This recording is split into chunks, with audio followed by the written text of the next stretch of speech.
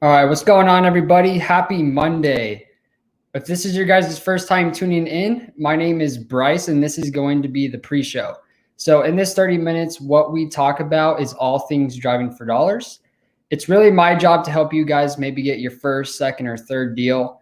So in this 30 minutes, what we're going to talk about is all things driving for dollars. I'm going to show you guys how to actually use the BatchDriven app. I'm going to show you guys what to actually look for. And then we're also going to hop on the power dialer and we're going to start cold calling some of the people that we added from previous weeks. So if you guys are brand new, if you guys are just starting out, let me know in the comments. That way I can show you guys kind of the first steps of how to get your first deal. Okay, but we're going to let a few more people hop in. Just want to let you guys know this is the pre-show. It is about 30 minutes. But in this 30 minutes, we're going to cover pretty much all things driving for dollars. If you guys have questions pertaining to even door knocking, I do door knocking quite a bit with a lot of the ride-alongs that come out. But we're just going to hop into it, guys. I'm going to share my screen, and I'm going to show you guys how to actually drive for dollars, or try to find an area for you guys to actually go out there, drive for dollars, what to look for, and then we're going to hop on the power dialer and we're going to start cold calling some of the leads. Okay, I'm going to share my screen, but it looks like we got some people hopping on. Hello from Michigan. Awesome. Good to see you on here. I'm new, been wholesaling for about 3 weeks. All right, let me know in the comments what you're doing for the start of your 3 weeks. What type of marketing are you actually doing? There's actually a stat out there that says 80% of all people who get their first deal get it from driving for dollars. And this is exactly how I got my first 2 deals, is covering everything that we're about to cover in this 30 minutes. Tanisha says, just signed up for BatchDriven yesterday. That is awesome. Hopefully, I think you are following me on Instagram, BatchDriven app. If you have any questions at all regarding BatchDriven, reach out to me and I'll be there as your support system. Hop on a phone call with you, whatever you need to get you going. Coming back at you. Zach, it's been a while since I've seen you, but I hear you're killing out there. You're staying consistent. Awesome, guys. So we're going to hop on here. Yes, reach out to me any time of the day. Doesn't matter. I'll be there to help you out. Awesome. So we're going to hop onto the BatchDriven app. And I'm going to show you guys kind of where to actually start driving for dollars. Now, you guys can see here that I've already been in this area. This is actually from some of our ride-alongs that we've done here in Phoenix. So if you guys are local, if you guys are in the Phoenix market, you guys can schedule a ride-along where we'll actually go knock doors, we'll drive for dollars, we'll cold call. We'll pretty much help you guys get your feet up, and so you can start hitting the ground running. But for this 30 minutes live, I'm going to show you guys kind of where to start. That's probably one of the biggest questions I get, is where do I start driving for dollars? And my answer is always, you need to talk to your cash buyers first, right? So if you go to your cash buyers, maybe you have 1 or 2 cash buyers, that's a good starting point. Talk to your cash buyers and figure out what zip codes, neighborhoods, counties that they're actually buying in, and start driving for dollars there. Because what happens is, if you get something under contract, you know that you can go to that cash buyer, and if you got it at a good price, you know you can sell it to them. Okay, so I've already done my due diligence. I know that cash buyers are buying in this specific area. And now what I'm going to do is I want to drive for dollars in a non-HOA neighborhood. Okay, the reason for that is because the point of driving for dollars is to add these physically distressed properties to your driving for dollars list. Okay, so it makes no sense to drive for dollars in an HOA neighborhood. Usually those are well maintained. So you want to try to find a non-HOA neighborhood that looks just like this. Okay, and there's a few ways or a few things to look for when it comes to finding a non-HOA neighborhood. One of the most obvious signs is going to be, trash, junk, maybe even has broken down cars in the backyard. A lot of people will look for empty pools, maybe tarps on the roof. That's going to be an indication that it's going to be a very distressed area. So I'll kind of show you guys what to look for. Let me zoom in a little bit. Okay, and I've already added some of these houses, so that's why you see the new. But you can see like the house 4649. If you guys look close at that, you can see all of the trash, all of the junk in the backyard. This is going to be a good area if you want to start driving for dollars, either physically or you can even do this virtually, kind of like we're doing now. But then you can kind of just scan the area. You can just move around. A lot of these areas you can see, like this has an empty pool. This has trash or junk in the backyard. I know if I physically go drive for dollars or knock in this neighborhood, I know that this is a non-HOA neighborhood, and I know that I can get a hold of a ton of people, right? So whenever we go out there, we want to hit a minimum of 50 houses every single day. But if you're just starting out, you're brand new, I would say hit a minimum of 25 to 30 properties. Okay. And that's why it's so important for you to drive for dollars in a non-HOA neighborhood. That way you can be most efficient when you're actually out there in the field. Okay. So I'm just kind of looking around. Looks like there's some cars in the backyard. Looks like there's a lot of trash. And let's actually show you guys. Let's see if we can find another one that looks like this one here, right here on the corner lot, 4649. Let's take a closer look at that. So all we would do is just drop the peg man down.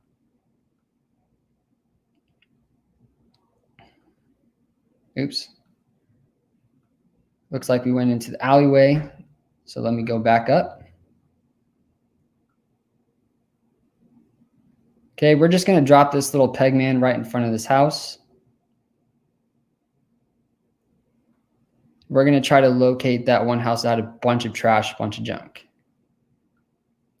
Okay, this is the house for sure. You guys can see all of the trash, all of the junk. These are the type of houses that we need to be adding. And I do also have some pictures of houses that fit the 4 pillars that we talk about, and we'll kind of deep dive into that later throughout the video. But this is going to be a perfect example of a house that you want to add to your driving for dollars list, right? So I believe this one was absentee owner. So if I'm door knocking, here's kind of a quick tip too. If you're out there in the field and you're door knocking, you do not want to go and talk to absentee owners. You only want to talk to owner occupied, because tenants are living in this property. It does not make sense for you to go up there, talk to the tenants. So this is going to be a property where you would actually add it to your driving for dollars folder, skip trace it, and then cold call it later on throughout the day. Okay, so I would never knock this house. It's an absentee owner. So that's kind of a tip there. But you guys can see this is for sure a non-HOA neighborhood. If this was an HOA neighborhood, this would not fly.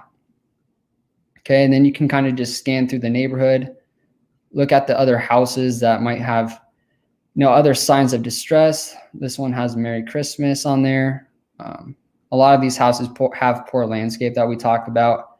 But you can see here, there's going to be a dumpster. Let's see if it's there. You guys can see this dumpster here. That could mean that there's some cash buyers already buying in this neighborhood. And that's a cool thing about actually going out there in the field and driving for dollars, is you can actually see these things, right? You can see, that this is a cash buyer probably. It looks like they have new windows. You can go up there, talk to them, kind of build up your business portfolio, try to find, landscapers, painters. That's how a lot of people get started in the fix and flip business as well, is just going up there, having that conversation and talking to these people. Okay, so that's kind of what you're wanting to look for as far as how to pinpoint a neighborhood. So let me go back onto the aerial street view. After I've kind of located a neighborhood, kind of an area for you to start, the next thing that you're going to do is you're going to choose one of the first houses on the first road, right? It doesn't make sense for me to copy and paste the address on, a house in the middle of the neighborhood. It makes sense for me to do it on one of the first houses on the first street.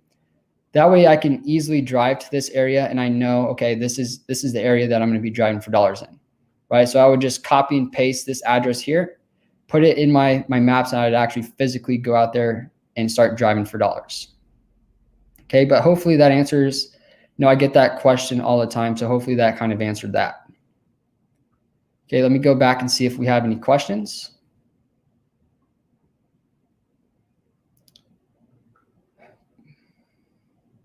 Awesome. So bandit signs, sending out text message, and some driving for dollars. Never used BatchDriven, but I want to try it. Yeah, if you want to try it out, you can actually go to batchdriven.com/squad up. And that's going to give you a 7-day free trial and also 50 free skip traces. And if you do, it doesn't matter if you are following or a subscriber to BatchDriven. If If you go to the BatchDriven app on Instagram, we put out daily content to help you guys. I'm there in the direct messages. You can talk to me personally if you have any questions pertaining to driving for dollars. I have a list of 100 driving for dollar properties I need to skip trace. That's a good start. That's a good start. I would say minimum of 25 to 30 properties every single day. Brandon, so I personally thought that the driving for dollars images on Google, like the aerial street view, let me pull that up.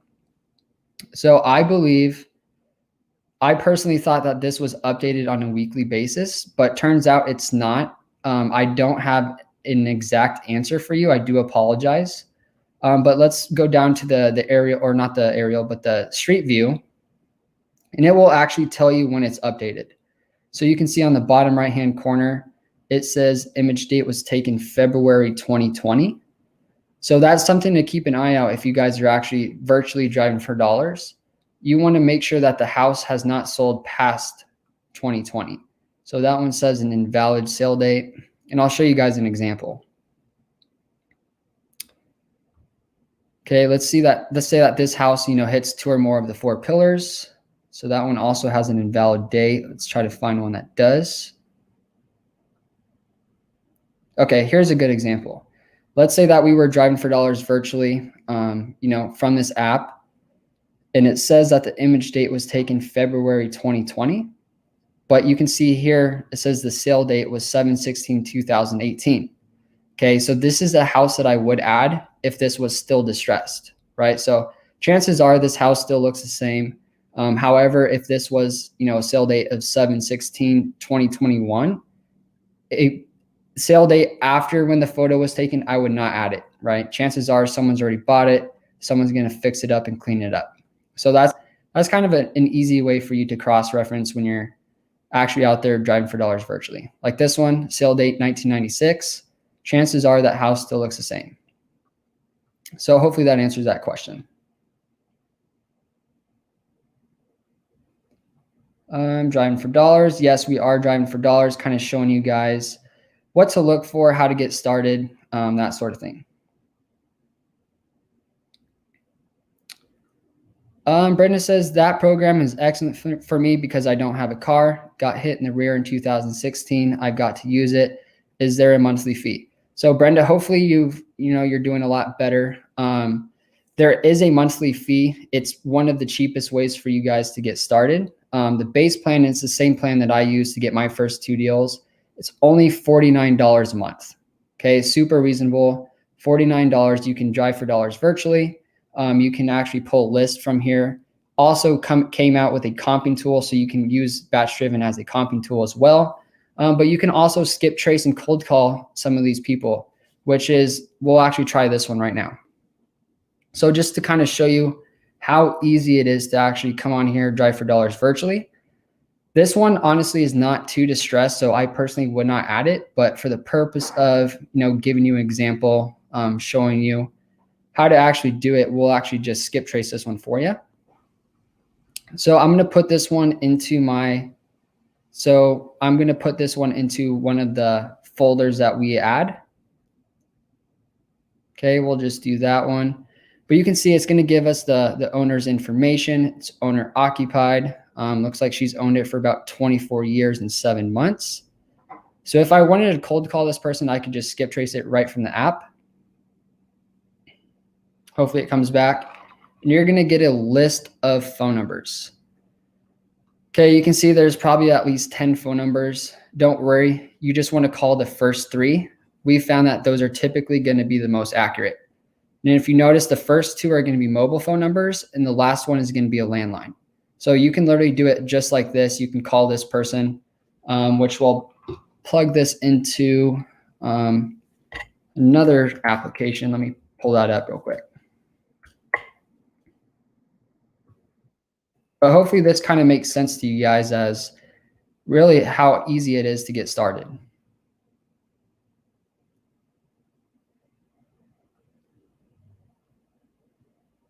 Okay, I'm logging on to an application on the computer. That way you guys can actually hear the conversation if she answers. Okay, so I'm going to copy paste this phone number. I'm going to put it into batch leads. We're going to call it and see if she's open to selling.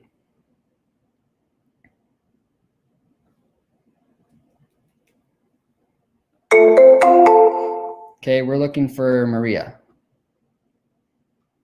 Please leave your message for 602930633. Okay, the reason why I always wait until the voicemail is because a lot of times they'll tell you, hey, this is Maria. You missed me at a bad time. Call me back. That way I know the first number is the correct information. And that's kind of the tricky part about cold calling is we don't know which phone number is the correct information. Okay, so we're going to try the second phone number. So we know that the first one, it wasn't a bad phone number, but we don't know if it's the right one. So we're going to try the second one.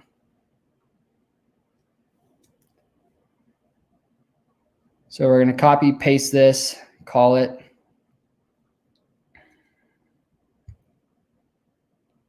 And this is kind of, if you do not have a budget, or if you don't have a power dialer, which I'm going to show you guys how to cold call within the power dialer. This is a good option for you guys as well, as just start hand dialing all the numbers. It does take a lot longer. However, I mean, if you are on a budget, this is a great way to get it done.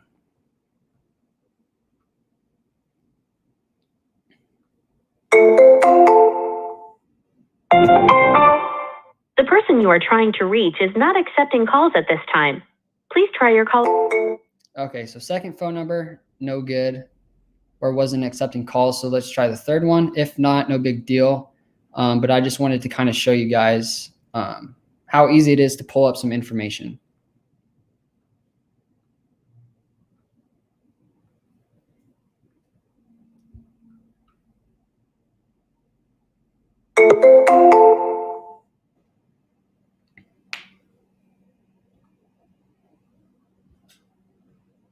The number you have dialed is invalid.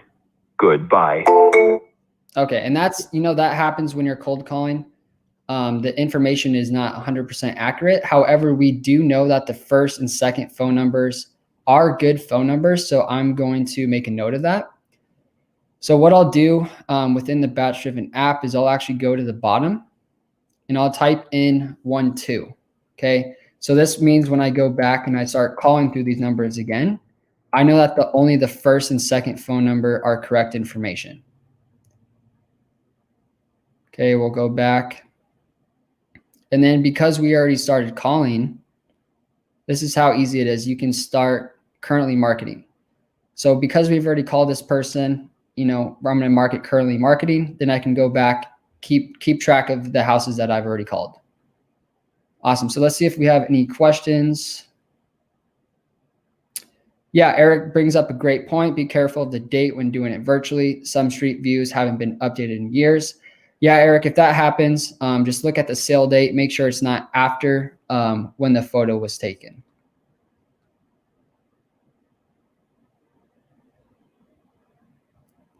Let's see. I found a house abandoned, overgrown. It is in a revocable trust. The address associated with the trust is the address of the house.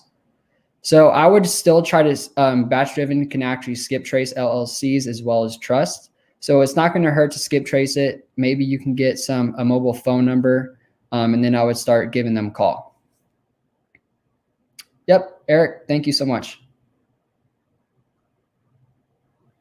Yeah, I have that issue here in Indiana. Most cities haven't been updated since 2013. Yeah, Zach, that does suck. Maybe you can, physically drive for dollars if you do have the time. But a lot of people, like the ability to drive for dollars virtually, especially if they have a 9-to-5 job or like they don't have a vehicle like she mentioned, Brenda mentioned before.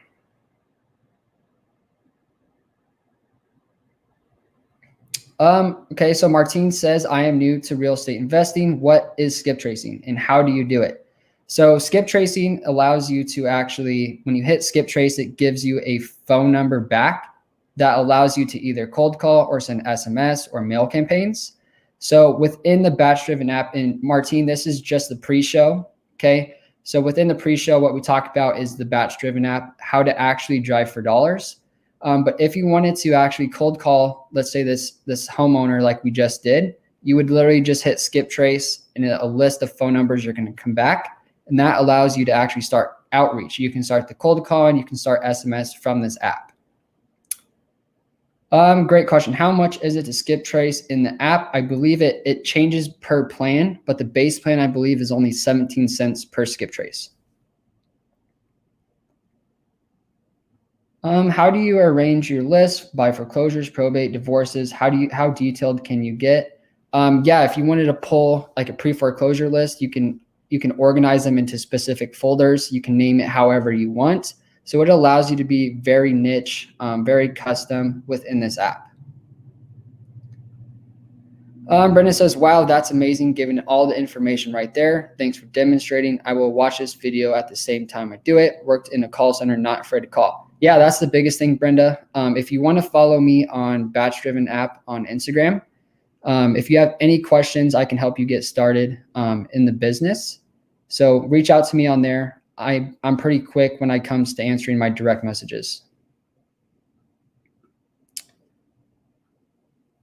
Great question. What lists have given you the most success? I would definitely say driving for dollars, simply because it's a custom niche list that no one else has access to, right? When you go and pull a giant list like a pre-foreclosure or maybe a probate, divorce, everyone else has access to that same list. And that's the point of driving for dollars, right? No investor is driving down the same road, is adding the same exact houses. So that's always going to be the best list.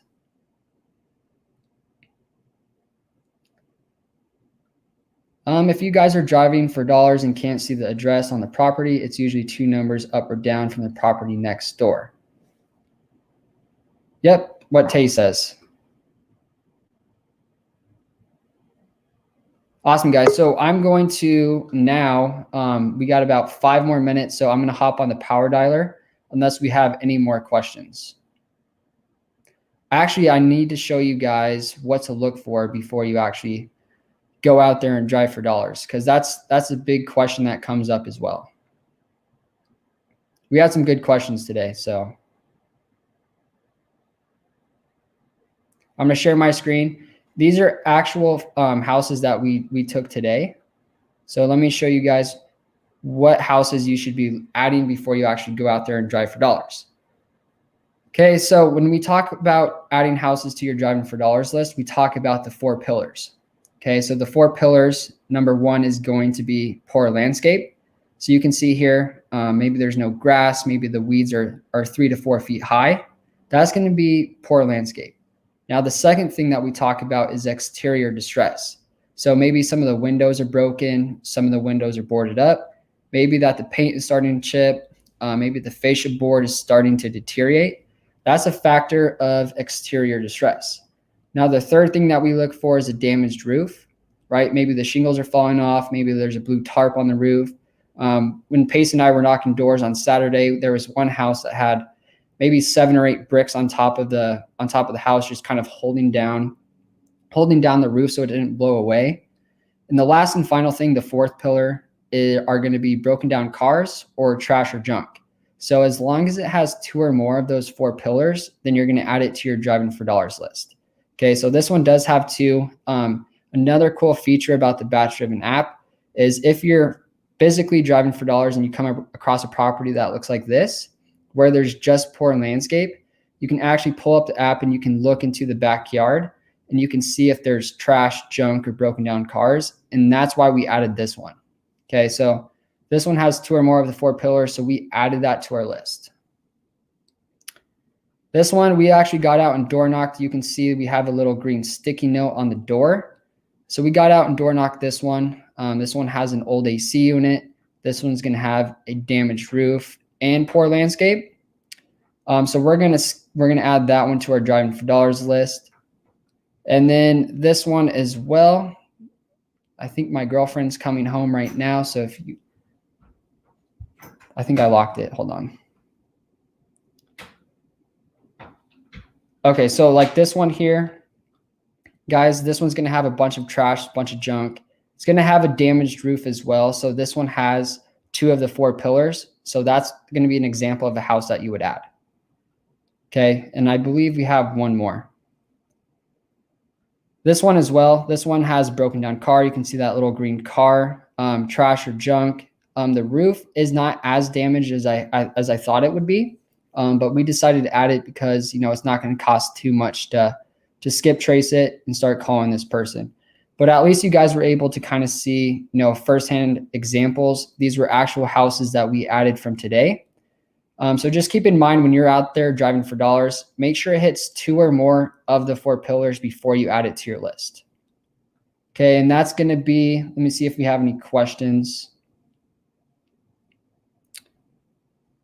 Thanks for the help. Yeah, of course, man. I appreciate this is what I get paid to do. So I appreciate you hopping on here. When you add a driving for dollars list, how are you labeling and organizing the list? So I always organize it by the week. This allows us to pull that data, put it in the power dialer, and we can stay nice and organized. But hey, Rylan, if you have any questions, reach out to me, BatchDriven app on Instagram, and I will be there to hop on a phone call with you or even show you a little demo. But that is going to be it, guys, for the pre-show. We got about 1 more minute until the main show starts. But I appreciate you guys hopping on. Hopefully you guys got some value today. And I look forward to hearing what Pace, Brent, and Jamil have to say. Awesome, guys. Thank you.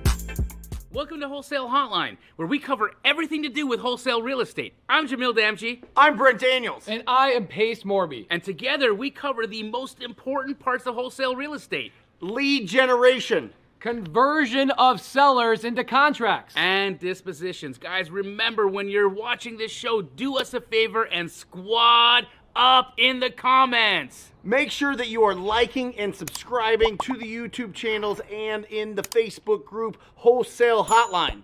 Most important, we want to know we're doing a great job for you and helping you build your business. So go give us a review on iTunes and or Spotify. So squad up and enjoy the show.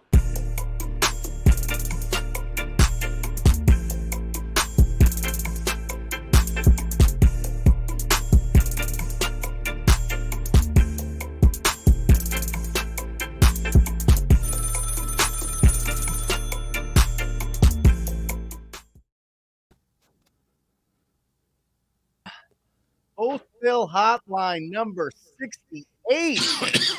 Gentlemen, this would be, and as before Pace introduces the 4th host of the show, incredible host. It's wild. I want to read this. This book came out in 2005. You guys have this book? You guys seen this book? It's been around. Yes, it's a great book. It talks about squatting up on page 169. You know what its 5 rules of squatting up are? They call it engagement, 5 rules of engagement. We call it squatting up here on Wholesale Hotline. Number 1, do deals. Number 2, keep your word. Number 3, don't talk bad about anyone. Number 4, don't shortchange anyone. And number 5, which leads us beautifully like a red carpet into our desk. Number 5, refer business to your work network. Isn't that Bro, good? did you pull that up specifically for this episode? I did. Come on, man. That's so good. That's so Come good. on. Of So course. number 1 is do deals. Yep. Number 2 is, what was it? Number 2 is keep your word. 3, don't talk bad about anyone. Number 4, don't shortchange anyone. Number 5, refer business to your work network. Unfortunately, a lot of those items on number 2, 3, and 4 happen quite often in this industry. And that's what we're trying to change here. I get stories with people that are like, oh yeah, I went into this relationship where we're going to 50-50 a deal. And then next thing you know, the guy took the deal and I never heard from him again. And man, we hear it so frequently. We're trying to change the game, guys. And today, on today's Wholesale Hotline, one of my good friends, Rilus Dana. Jamil, you know you've made money with Rilus Dana. Sometimes you haven't known about it. But Rilus Dana and I have done a lot of deals together. We've spent a couple of years becoming really, really good friends. And Rilus Dana is a probate, everybody that loves some probate attorney and estate planning attorney here in Phoenix, Arizona. He's got a couple of offices. He's licensed in multiple states.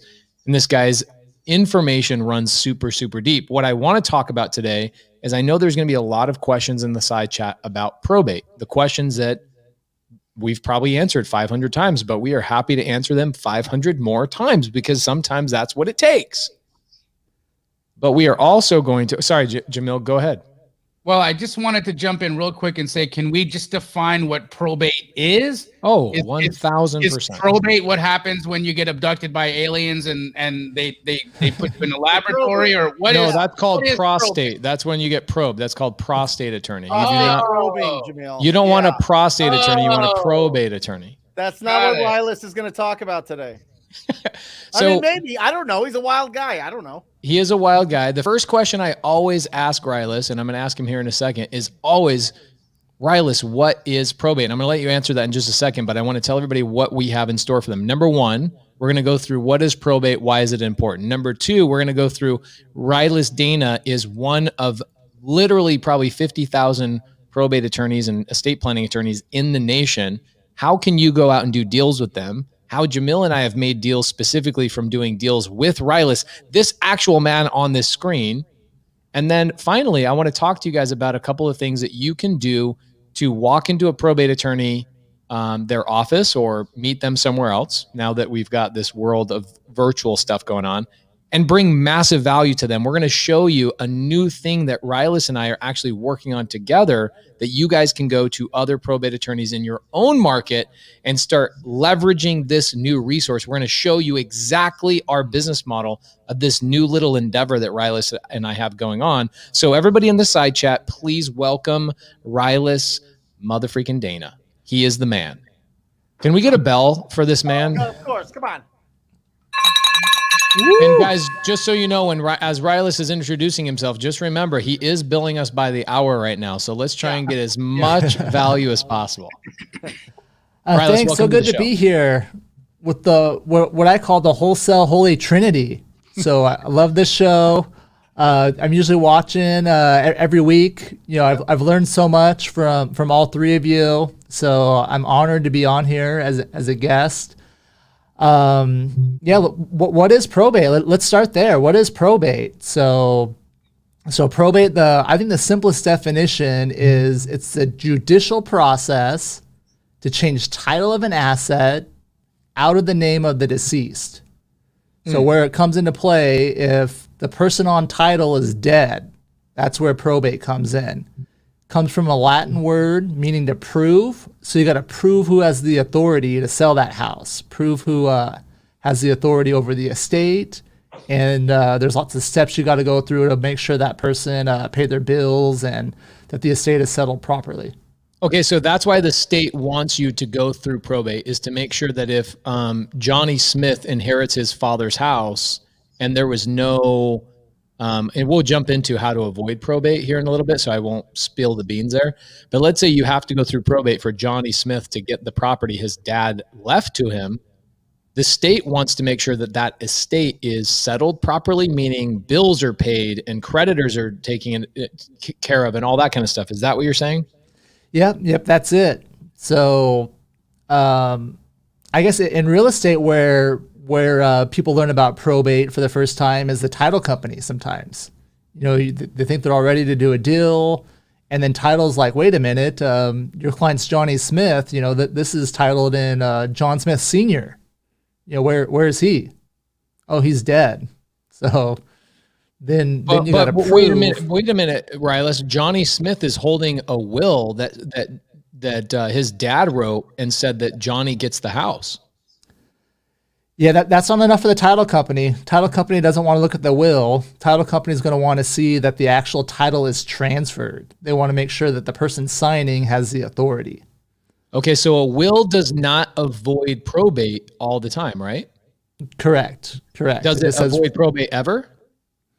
No, not in the states that I practice. Damn, Arizona, isn't that California. interesting? I know Jamil and Brent know this. We sometimes have to pretend like we don't know stuff just so, we act surprised like, oh shit, there's a skeleton in the closet. But it is super interesting when I learned this years and years ago that a will does not give somebody the right over a property in order for them to sell it. Now, they can move into their, deceased father's home and they can rent it out and they can do other things with it, but they can't take title to that home and then rightfully sell that property without a probate, correct? Correct. So sometimes it'll be several years. They've been living in the house, dad died years ago, but they have his will and they know where it's transferred, that they know that they're the new owners according to that will, but they've never gone through the process. Got it. So how can I avoid probate? If I'm Johnny Smith and I'm in here, by the way, Rilus, you are frozen. Your teeth, you look like Skeletor. Just I'm FYI. frozen. Is that what you guys are laughing at? Yeah, they're sitting here texting each other. It's like, am I unfrozen now? They're like, can we push the unfrozen button? I'm gonna take you off the screen and put you back on. So hold on a second. That was so funny, dude. I was like, what's he laughing about? And then you're sending a text message. Well, it's like serious. You're like going deep into this, like, wait, how But do you transfer title? He's in the And most like this. painful. He's in the most painful position ever. He's like, Rilus, hey Rilus, I'm gonna kick you from the studio and bring you. Just come back in, okay? Come back into the studio, Rilus. Anyway, Rilus is hilarious, man. That was really good. I didn't know that originally. I had to find this out the hard way. I went and locked up a deal with a seller, and the seller's like, "Yeah, I've got the will. In the will, it states that the house is mine." And I'm like, "Yes. And I go down. We open up escrow, and we find a buyer. And then the buyer comes in, or the title company comes in and says, there he is. Now he's not frozen. There he is. Oh, And it's super crystal clear now. clear. Yeah, that looks way better. There he is. So Right. what ends up happening on this deal is I find out that you have to go through probate. Now, Rilus, let's ask a question. I know this is probably not for this show, but just really quickly, let's say that it's Brent, it's Jamil, it's Pace. We never want our children to have to go through probate in order to take over our estate. How do we prevent that? So you're going to want to create a revocable trust to manage your assets. And basically what a trust does is it designates who's going to be in charge after you're gone, where your stuff's going to go, and when and how it's going to get there. So the most obvious example is the case of minor children. You can't send something to a minor, someone under 18. So you'd want to at least have someone appointed to manage it until they turn 18. And even at 18, if it's a large amount of money, usually it's better to wait a later age. Okay, so if I get what would you say an average revocable trust costs for a family?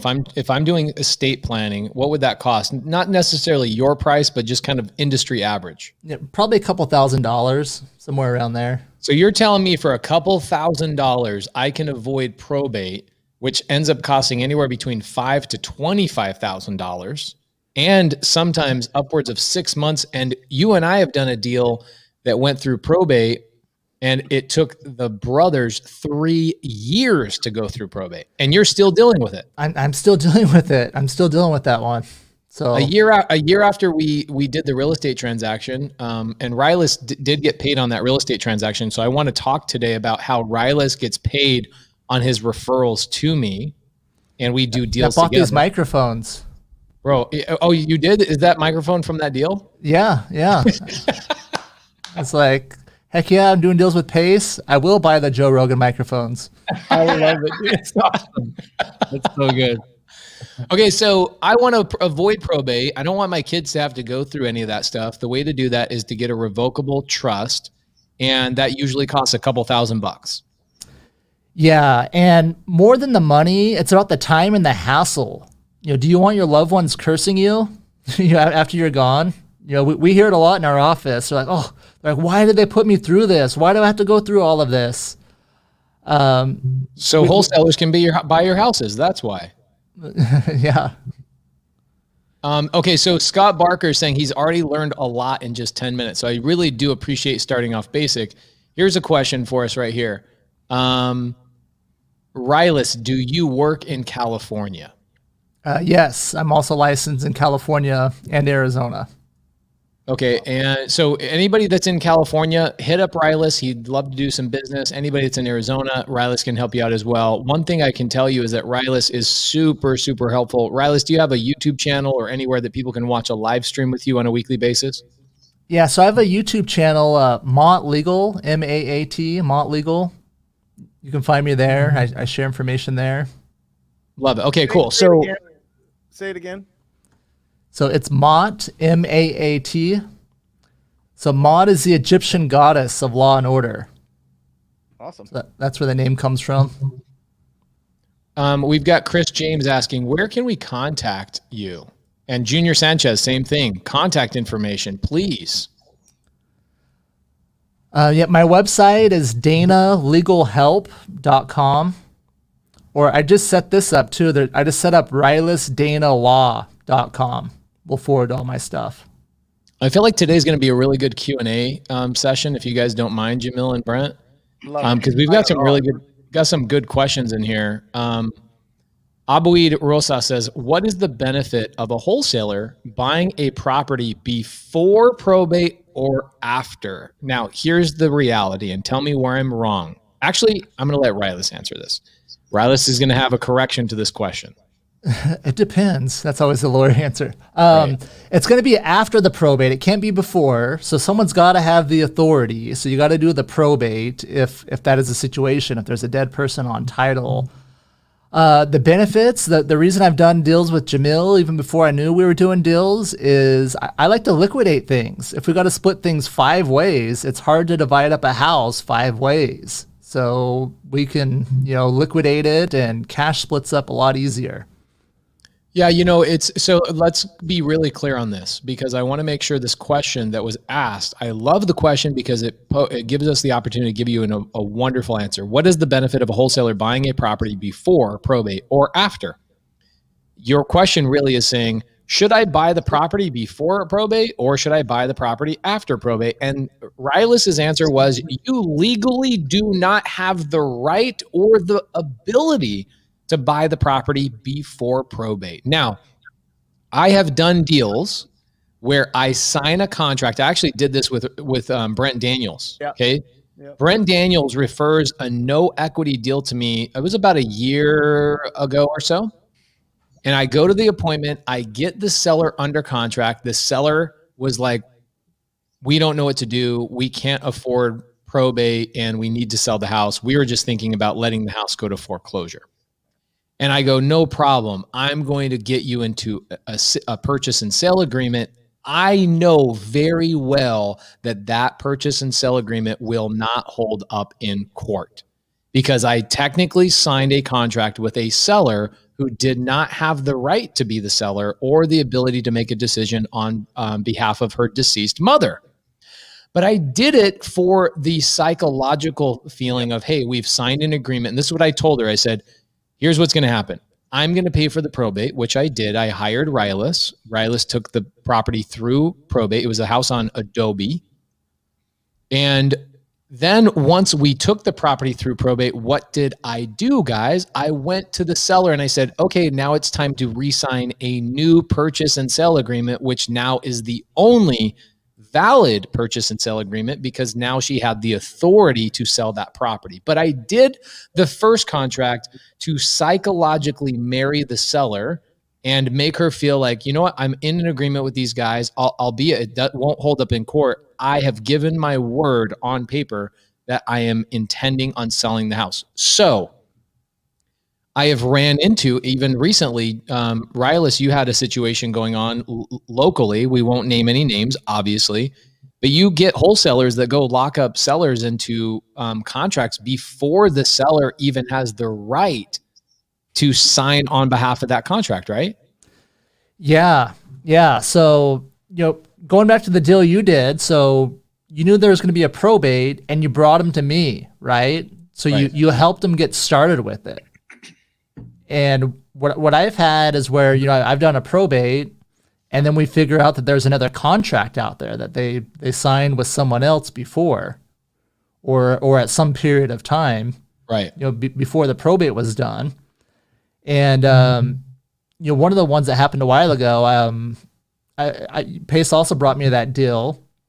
And What was rule number one and rule number 5 of squatting up? I forgot. Do deals and refer business to your work network. Amazing. So I've got 1 and 5 covered. Love it. You got it, brother. Yeah. I started watching this show because I know you guys are doing deals. You guys are doing deals, so you have the experience. You can talk about real life. It's not like what could happen. You have a lot of experience. Dude, you guys reading these comments? People are loving this. Yeah, They're eating us up. There's so many questions. Yep. So Rilus, Rilus, just in case you can't see the comments, hold on a second. Check this out. Myron Stanford says this information is so powerful. Guys, we're only 19 minutes into an hour and a half show. This information is so powerful. Thank you, Rilus. Ben Diaz says this is so valuable. Lawrence says something like, let's freaking go.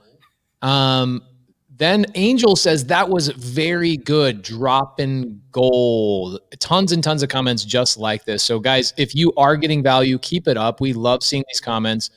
Also, I would love, while we have an hour and 10 minutes left to go, please share this in other Facebook groups. Let everybody know we're on here. Let's get a ton of viewers getting this content, because Rilus he is billing us. I think he's $5,000 an hour, guys, and he's worth it. But no, you're not. He's not billing us. We do deals together. So I've learned so much from this, man. I've learned probably more than I could bill from the show. So wow, thank you, Riley. So let's go through a couple of Q&As. Actually, let's finish up that story because we were like hanging on there. I have a deal I signed literally a year and a half ago in the summer of like 2019. Okay, almost 2 years ago.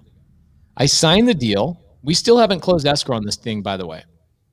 We go open escrow. We find out that the guy, we have to go take it through probate. So who do I call? I call Rilus. Hey, Rilus, can you handle this probate? I forget the street name. Not important. We'll call it Banana Street. Okay. So Banana Street, we go, you know what? We're going to go through probate. So we go through probate. The mom is actually in a nursing home and the father had passed away. So we needed to transfer the ownership from the mom and dad over to the son who was actually selling the property to us, give him the right to sell it. Then it took so long that, not the probate, but this whole process took a long time. The seller decides, I'm going to go sign with somebody else in the meantime. This is going on literally right now. Here we are like 2 years later on this deal. And I get a call from a title company, and the title company calls and says, hey, Mr. Morby, we found out that you have a memorandum on this property. We would like you to release this memorandum so another investor can close escrow. I'm like, the F you are? I paid money for that probate. So Rilus, our probate attorney, jumps in, gets involved, and now we're negotiating with the other people. But guess what? The other people signed the contract before I had taken the property through probate. After we took the property through probate, we re-signed a new addendum, which gives me the right to buy the property, and the other wholesaler does not have the right to purchase the property. However, here's the sticky situation. There's still a memorandum on the property. From them? From them. Oh. So they didn't even have the legal right to purchase the house, but they filed a memorandum. Now I can go spend some money. And Rilus, tell me where I know this is not a real estate law question for you that you're like, damn, I don't know the answer. Maybe. But if somebody files a memorandum on a property and they don't have the right to even have purchased that home in the first place, that's probably not a good thing, right? No, it's probably not a good thing. But the thing is it just locks it up. It just locks it up is what it does. And it's becomes kind of like a restroom contest is one of the ways I put it, It's like who's going to cave? Who's going to who's going to back out? Who want the Rilus, I'm confused. Why does the person who signed the contract before the legal probate even happened have a restroom in the fight? Just because they filed something, because they filed a memorandum, and the court goes, oh, we don't know. There's something there. So it's enough where they can make an argument. It's enough where you can bring a lawsuit. There's a lot of crappy lawsuits. I'm sure you guys have seen them and been a part of them, right? You don't have to have a good claim or a good argument. It's just enough where the title company is going to go, oh, we don't know. We got this memorandum, we got this one. So you guys figure it out. We offered the people with the memorandum, we offered them $1 to release their memorandum like 3 or 4 days ago. We're waiting to hear back. Do we know who these people are, Pace? I do know who they are. They're dirtbags. They're the same guys They're the same guys that have been floating around town filing memorandums on every old lady's house. Yep. It is an actual old lady in a nursing home. It's the same people. So we don't want to name names and cause issues with people. Obviously it is what it is, but we offered them $1. And if they don't release their memorandum, then I'm going to be hiring Sean St. Clair, our real estate attorney, to go after them and I think they'll get a misdemeanor for filing a memorandum on a property that they had no right to file a memorandum. And then I can report them to the real estate board because they are actually licensed realtors as well. Wow. Super interesting that they're licensed realtors are doing that. So when it comes to these memorandums, are you seeing these often, or is this kind of just something that, because a lot of people here, they're getting started, they're getting going, they're doing some deals, but maybe they're brand new, and you start throwing around these technical words and people are like, oh my gosh, this is like, I have to deal with this every time type of thing. Like, how often do you see this?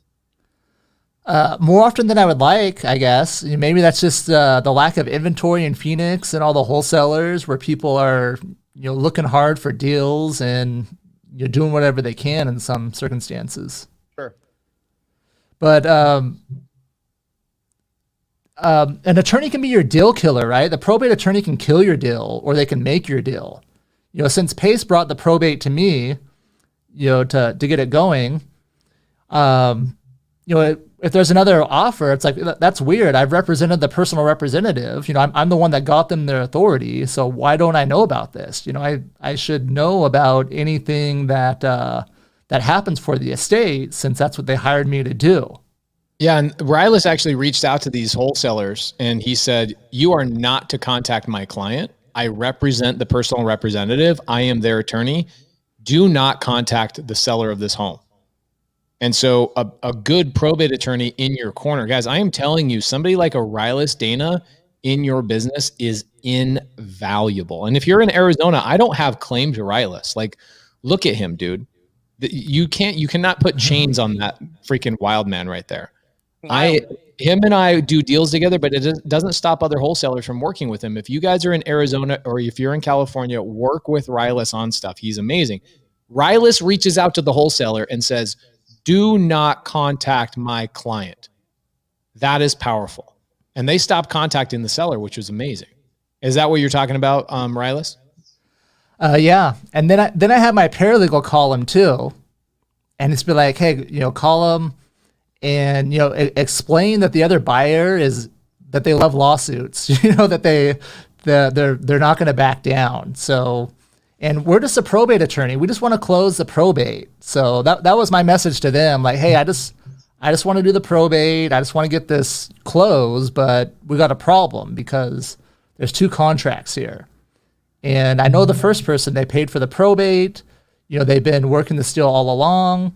And I know that they will sue for specific performance. So, what is specific performance, Rilus? I know what it is, and I've won. Actually, I just got a lawsuit paid out $3,500. It was about a year-long specific performance claim. But what is specific performance? it means you have to follow the contract. It means that you got to do what the contract says. Love it. So let's go through a couple of questions. A couple that are being asked in a way that I think that we don't quite understand this process quite yet. So let's jump into this. Raymond says, so to lock up a property before probate, I can file a memorandum? No, Raymond, that is not how it is done. A memorandum is a notice of interest in a real estate, in a property. It's a single document that says, hey, I have an interest in this property, meaning I'm planning on buying it. And you go file that document called a memorandum at the county recorder's office. Now it's done on deeds.com. Like most people just record a memorandum on deeds.com. And you go file a memorandum. It means I have a valid purchase contract with the seller. And I intend on closing or wholesaling, doing something with this contract. And I am not going to breach my side of the contract. And I put a memorandum on the property so that just in case somebody else decides I'm going to come in and offer $1 more to the seller and I'm going to try and snake this deal, the memorandum keeps another seller, or I'm sorry, it keeps the seller from selling to another buyer. Okay. However, you have to have a valid contract in order to do a valid memorandum. Okay. And in order for you to have a valid contract and somebody who's going through probate, father, mother passed away, Johnny Smith is inheriting the house, that probate process of exchanging the ownership, the probate has to have been completed and there has to be a personal representative, somebody who is a decision maker. Now you sign a contract with that person, the decision maker. Now you can file a memorandum. You cannot file a memorandum before you go through the probate process. And so what we're talking about in this story is that another wholesaler who's kind of a snake in town knew that they did not have a valid purchase contract, but they also knew that if they filed a memorandum, the title company who found the memorandum is not going to argue that. They're just going to stop the transaction, and it's going to force me, who does have a valid contract, and the people who don't have a valid contract to negotiate. And the people who don't have a valid contract are hoping I just give them a check. And the number that they're always asking for, what do you guys see, Brent and Jamil? What do you guys see? 5,000, 10,000. 5,000 is what I see. Can I make a Ransom. quick pause, Pace? Yeah, go ahead. Can you make me big real quick, Pace? Yes, of course Are I you able to can. do that? Bro, you made very- yourself big by lifting your whole life. So Hey, I want to give a shout out and a bell ring yes. to my 4-year-old Bo. Hey, Bo, I love you. I love you so much. What I need you to do right now is be really nice for your mom and give her a big old kiss on her mouth. All right? Don't shoot her with that Nerf gun you just got. Give her a big old kiss in the mouth. I'll see you in about an hour, buddy. Love you. Bo's amazing. Everybody loves Bo. Hey, Bo. He's watching on the big screen. Is he gonna have big arms like his dad? Oh yeah. Oh yeah. No doubt about it. Yeah, he's got a squatty DNA for sure. He has the bazooka bananas on his arm, just humongous bazookas. I think so. I think he'll get there. I mean, he needs to put in the work, Bo. Bo, you got to put in the work. Love it. Bo, good to see you, brother. All right. Back to it.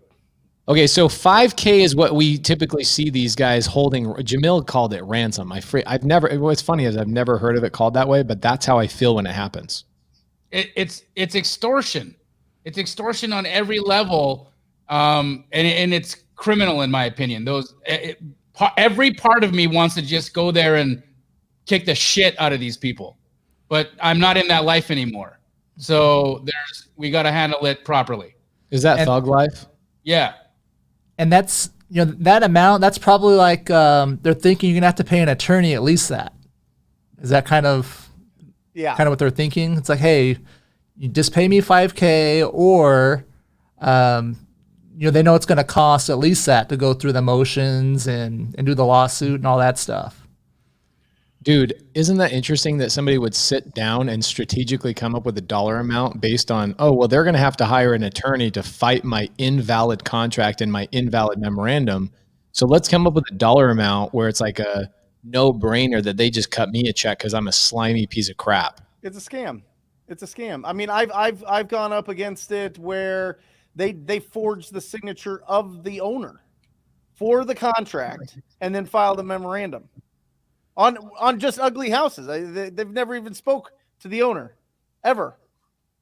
I mean, just terrible. That litigation, it gets so ugly. It's like bullying, like, they'll use their attorneys and they'll use their money and time just to try to get that ransom. Yeah. By the way, we got a lot of really, really great questions. So guys, you cannot file a here's the funny thing is you can file a memorandum at any time. The problem is you run the risk of getting a misdemeanor and reported to the real estate board. So don't do that. Don't be an idiot.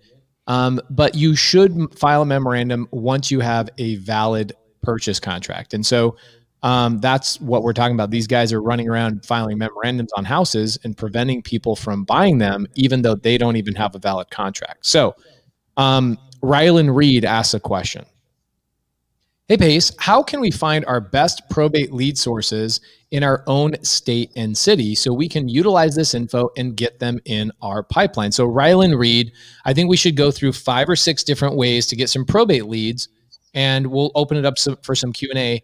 And Rilus and I will show you guys a couple of things at the very end of this episode, like the last 10 or 15 minutes of one of the things that Rilus and I are working on that you guys can all go implement right away. Okay. It's free and it's massive, massive value. So the first place I would go, if you guys don't mind, I'm going to kind of write this down for everybody so they can see it. The first place I would go is alltheleads.com. Okay. Alltheleads.com is really, really good with probate leads. Okay, that's all they do is they focus on probate leads. Okay, alltheleads.com. Number 2 is Successors Data. Is that the name of the website, Rilus? I forget. I think so. Successorsdata.com. Successorsdata.com. You can get probate and can you get pre-probate here at Successors Data? Yeah, so I believe they have the pre-probate, just meaning someone's died. There's real estate and someone's died, so they might need a probate.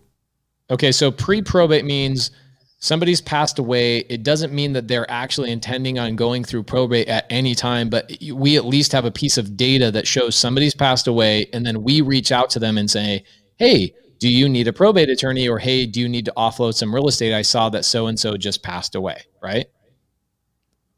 These things cost money. In Phoenix, I was spending about $600 per month for all the leads. I don't do this anymore.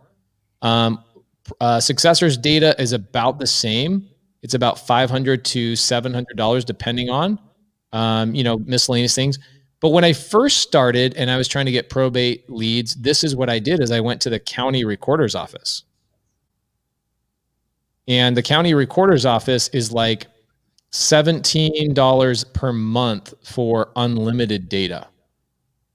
The problem with this data, guys, is that in Maricopa County, if you Google it right now, you type in Maricopa County probate records, you can download this stuff, but it's not in any readable format that actually can be loaded. So it depends, like, is your time worth $17 a month to you manually entering 500, 600, 700 probate leads?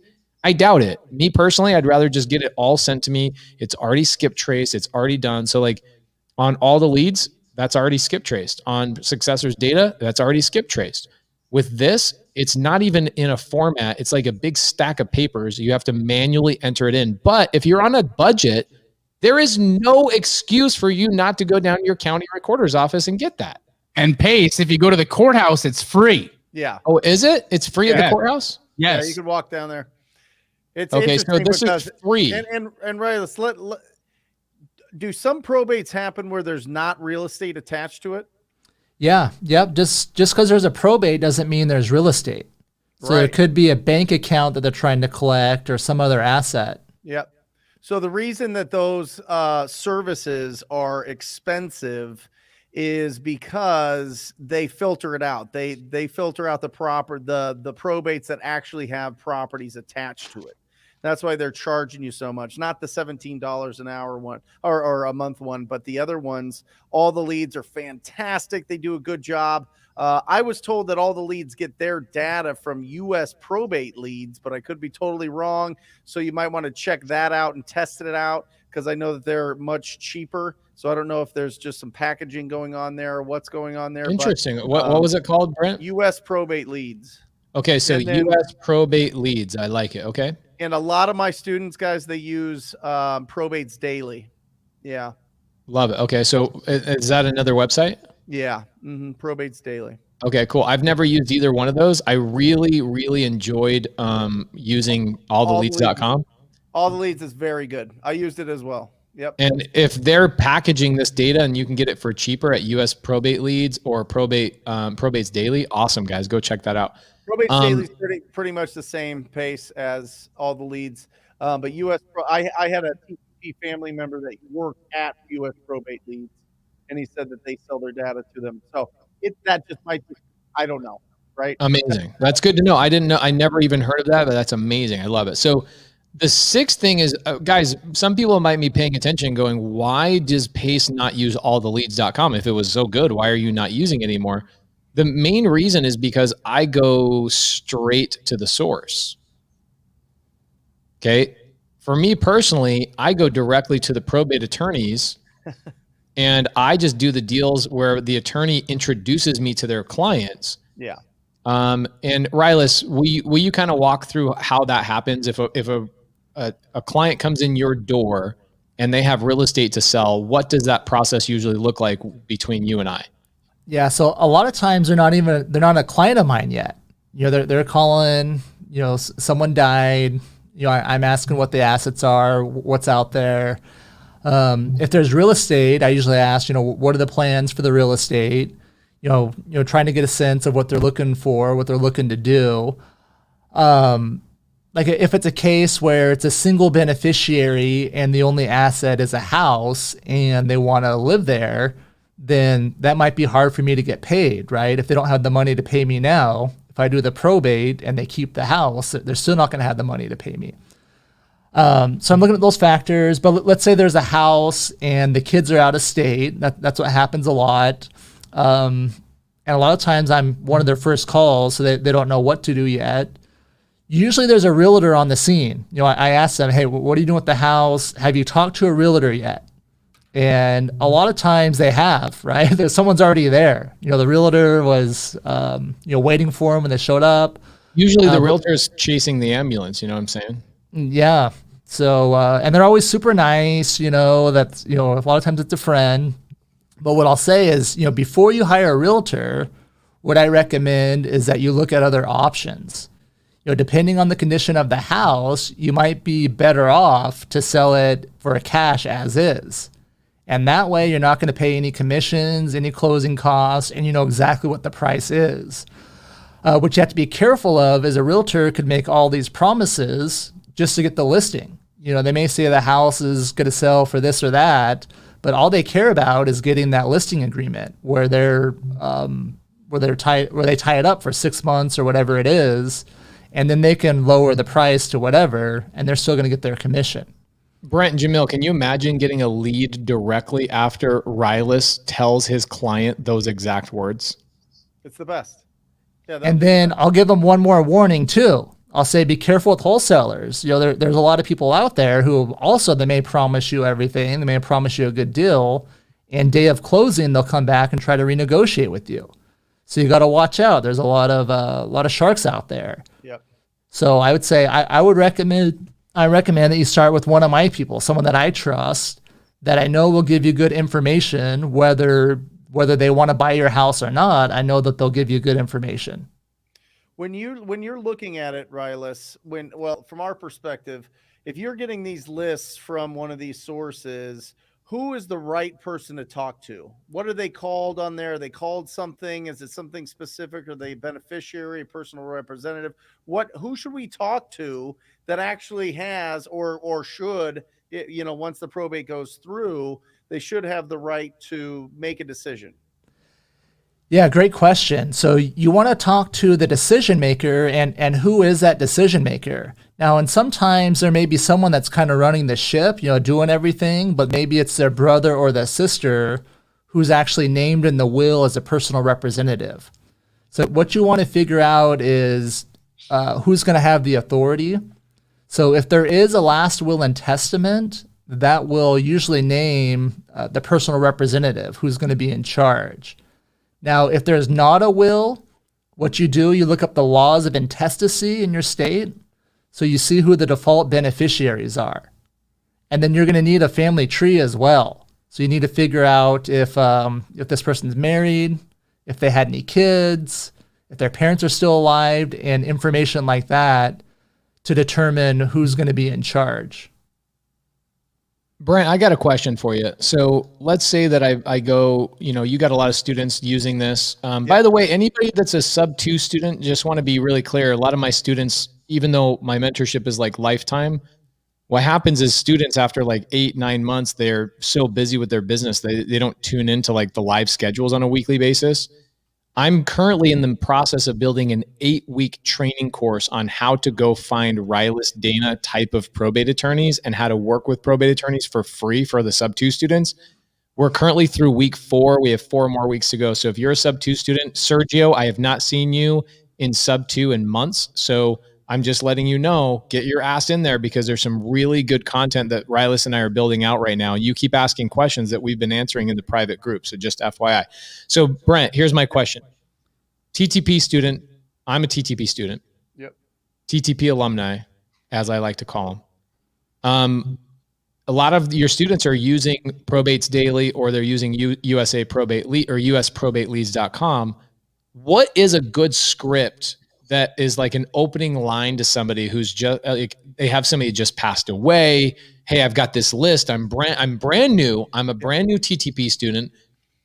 I download my script and I know somebody just passed away. Am I addressing that in the first phone call? Am I not addressing it? What does that look like? Great question. And a lot of controversy here because people have their preferences. I have always seen the most success just going with the same script, just asking them if they would consider an offer on their property. The fact is, most of the time they're going to know why you're calling.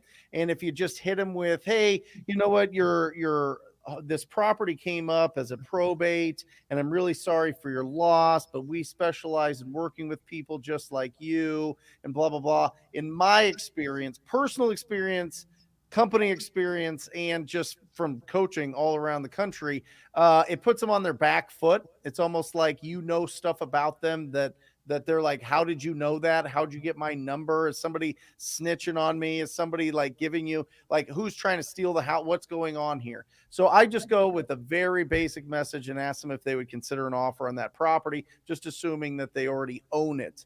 And we're calling the personal representatives at that point. I love that. So and then from there, the conversation goes pretty well. I was pulling a Brent Daniels the last week or so. I was out knocking doors in 109-degree weather. Yeah. Except I wasn't wearing a suit. I think when you first started knocking doors, you were wearing like a dress shirt and slacks. Yeah. Yeah. So I'm out knocking doors, and Bryce is like, I was going out with Bryce, who you guys see run the warm-up show. And I go, let's come up with like the top 10 scripts. Right? Like, what's the best line to say to somebody you're knocking on their door? Just driving for dollars, not foreclosure, not anything else. Just kind of like general, let's get the conversation flowing. And the one that works the most, whether it's probate, foreclosure, et cetera, is this. It's exactly what Brent Daniels is saying. Hey, my name is Pace Morby. I'd like to buy your house. Or, hey, my name is Pace Morby. Would you be open to a cash offer on your home? Yep. Straight and to the point. You don't need, I love that you said that it puts people on their back foot of like, where the hell did you get this information? And who in my neighborhood is ratting me out? Well, and then as soon as if it comes from a list that's, that you just buy and you get it downloaded, they're going to get anywhere from 3 to 5 calls that day or that week. They know why you're calling. I mean, it's the same thing with a pre-foreclosure. You don't say, well, if you want to save your home, you got to, talk to me type of thing. You just start talking to them about what's going on and open it up and see, if they're willing to let down their force field a little bit so that you can have a quality conversation with them and find the condition of the property, their timeline to sell, their motivation, and their price. I mean, you pretty much know the motivation at that point, but you don't. It's really interesting, and something that I'd want to, ask Rilus is, in my experience, 75% of the people that went through probate sold that property. I mean, it was owned by somebody else within the first 90 days of them completing that probate. Is that pretty typical, Rilus? Do a lot of people keep them? Do a lot of people sell them? A lot sell them. Now, if it's a surviving spouse or someone like that, where that they're probably not going to sell. But if it's the second death, or if it's going down to the kids, then they probably want to sell. Yeah. So when I was heavy in probate for a couple of years, it was like my main lead source, probate. I figured out a metric that, at least from my experience, it was about 60% or more people sold in the first 12 months of them going through a probate. Okay. So they finalized the probate, and the average was 60% of people in the first 12 months sold the real estate. It was 30% of people sold in the first 30 to 60 days, like almost immediately. And then the other 30%, they end up either keeping the property, or, Airbnb-ing it, keeping it inside the ownership of the family. The reason why so many, 30% sell in the first 30, 60 days, the other 30% take about 9 more months, is because they're still dealing with okay, well, the siblings want to do this, or hey, let's renovate the house, or hey, let's do X, Y, and Z. And then sometimes you'll run into people like, no, we're going to keep the house and we're going to flip it themselves. And then halfway through the project, they're like, no, screw this, I want to sell it. So we learned that we've got more deals from long-term follow-up than the deals we got from calling probate the second it hit the county recorder's office. It was like, if you just stayed on top of the follow-up, you're going to land these deals from people that filed probate 8 months ago. You're going to have a tidal wave of people that are finally like, yes, I filed probate 8 months ago. We're not filed, but we completed the probate 8 months ago. And now we're finally ready to sell because we've emptied out the house. We've done an estate sale. We've done whatever. Not that usually they do an estate sale before the probate is settled, but you can the timing's kind of interesting. So we found that most of our deals were from long-term follow-up on probate. And we also found that after the 3rd month of people going through probate, no other wholesaler calls those leads. They stop calling. They only call them the brand new list. Super interesting. And so Anna, I had Anna transfer from my construction company, and she started calling only a list of probate. She got her first deal from a 9-month-old probate, and we made $58,000 on the assignment to Zach Keeps, by the way. And Zach Keeps went and reassigned it for another $50,000.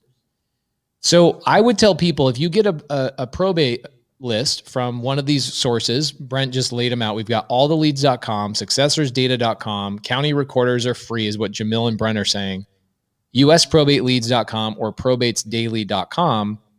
Don't stop calling them even after the first 30 days. You got to stay on top of these guys all the way through 12 months. Would you agree with that, Brent?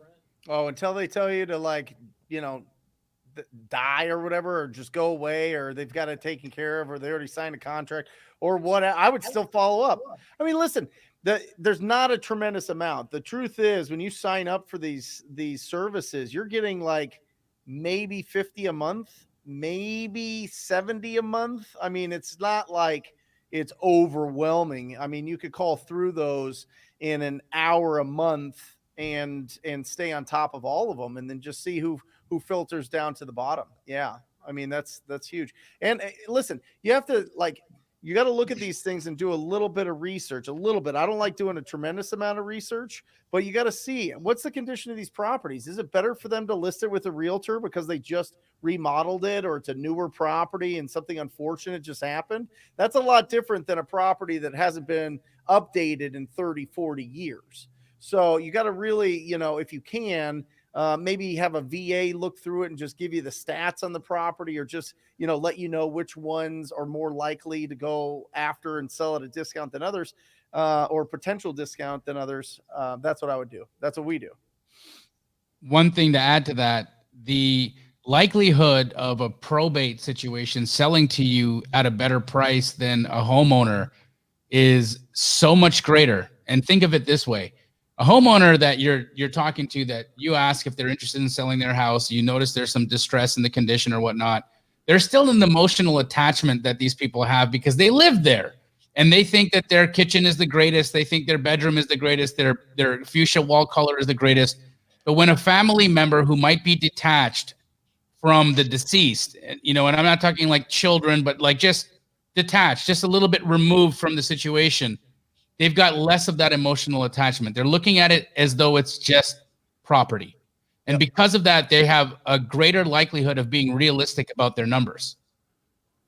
One of the more recent deals that we did with Rilus was a deal where he gets a lady, she has siblings, 6 siblings that are all, inheriting the property.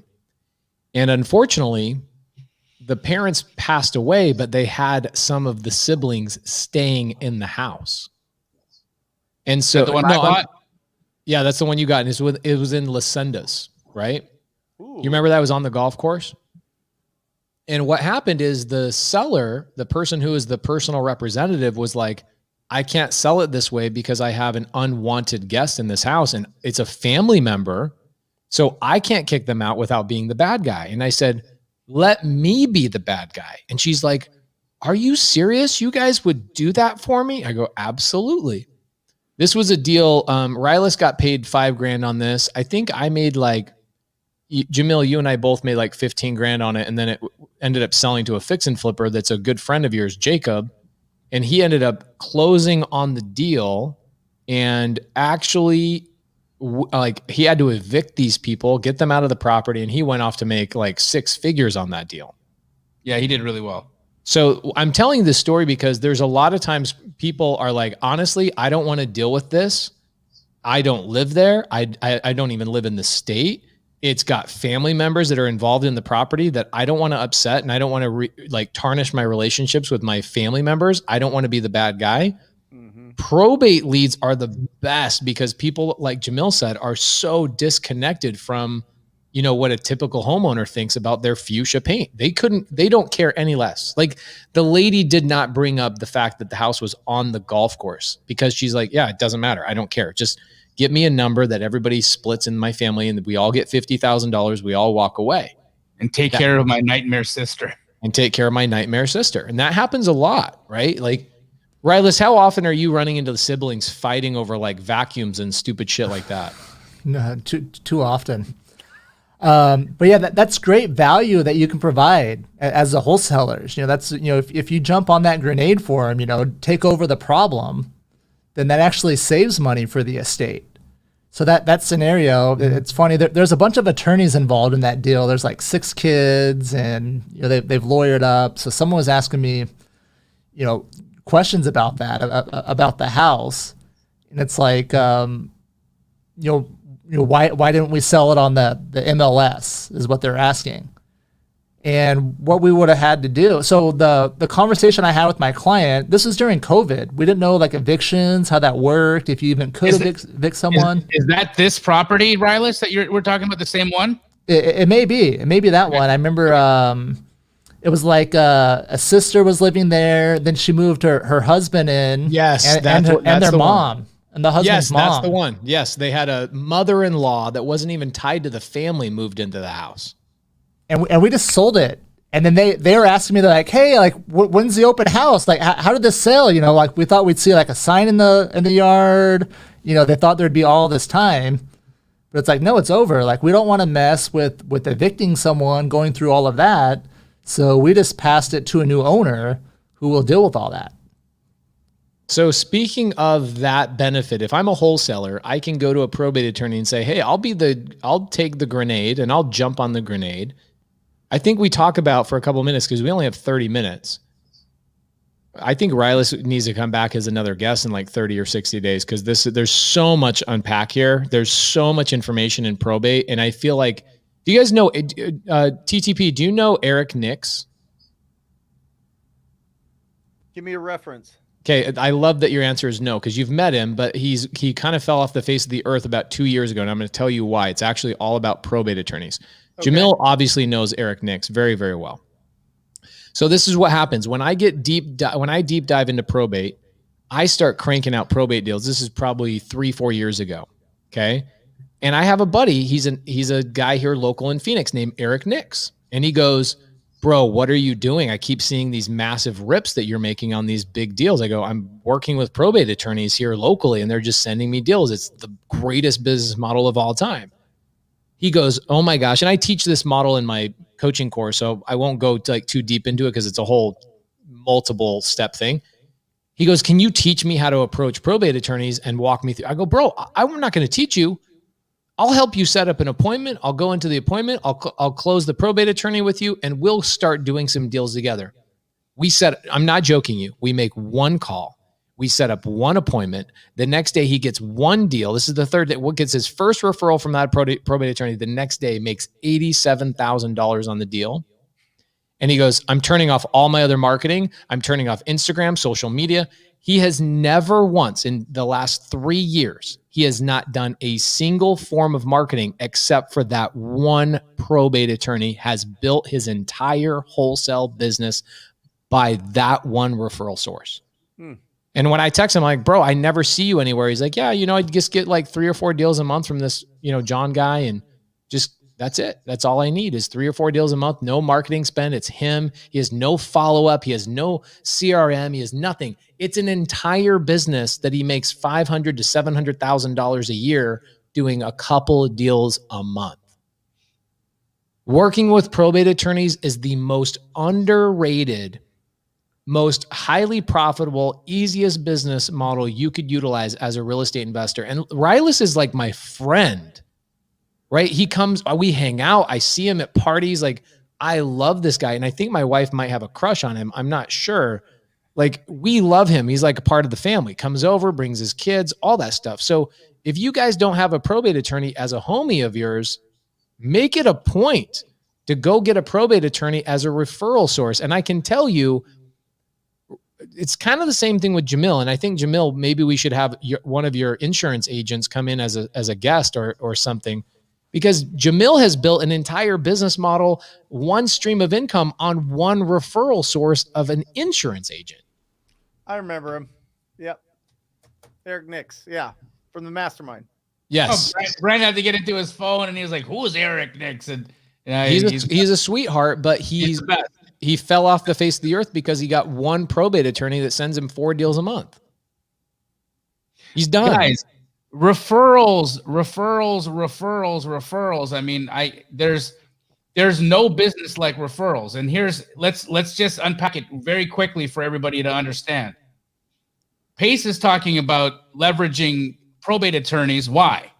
Because you can go down to the county courthouse and get all the data or go to all the leads and pay the money and do all the calling and do all of that. Here's what happens.